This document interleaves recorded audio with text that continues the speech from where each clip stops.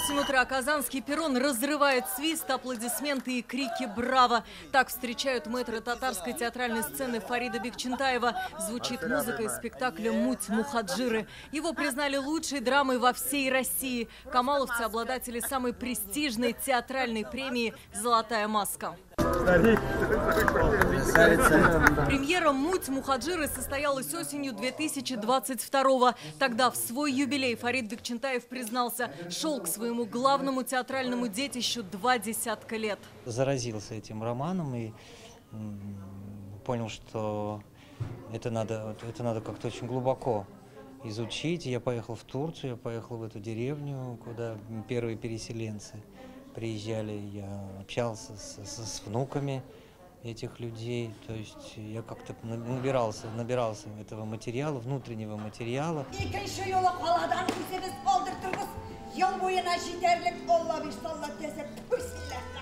В основе спектакля два романа Махмуда Галяу. Это эпопея о жизни татарской деревни последней четверти 19 века. В каждом есть ключевое историческое событие. Для Мути это Голодомор в Поволжье в 1877 году. В Мухаджирах первая всероссийская перепись 1897-го. Именно она привела к ряду восстаний в татарских деревнях. Люди боялись, что начнется насильственное крещение. Тогда многие бежали в Турцию. Спустя 2 года после премьеры спектакль признали лучшим в номинации «Драма». В национальных театрах именно за национальную такой материал, я думаю, это первая такая победа, «Золотая маска». И вообще о татарстанских театрах слава гремит. То, что в Татарстане такое количество театров и национальных театров, ни одна республика не может похвастаться. И еще плюс к тому же, какое внимание к нашим театрам.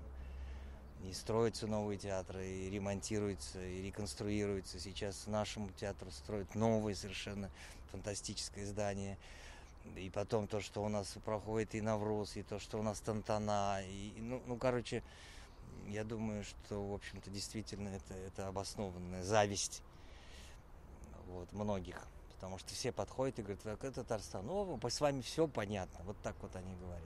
У спектакля «Муть Мухаджиры» было 9 номинаций. Еще одну золотую маску для Камаловского завоевала Марина Марьянич за лучшую работу по костюмам. Это самая большая постановка театра. На сцену выходит почти вся труппа, больше полусотни человек. Шили порядка 60 костюмов. Спектакль исторический, поэтому в плане костюмов, было достаточно тяжело, потому что все привыкли, что в таких спектаклях костюмы традиционные. И даже молодежь спрашивала, почему костюмы современные. Очень много литературы костюм, обуви, вообще орнамента.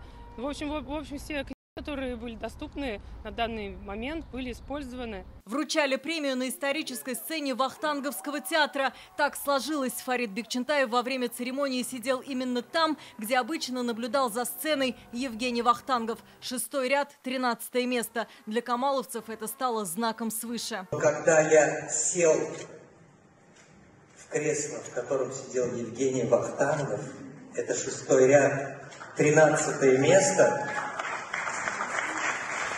мое сердце замерло.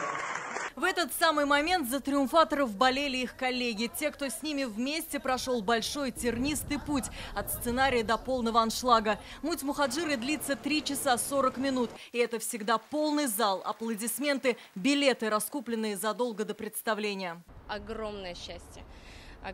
Вообще, что Татарстан, что наша театральная культура Татарстана растет.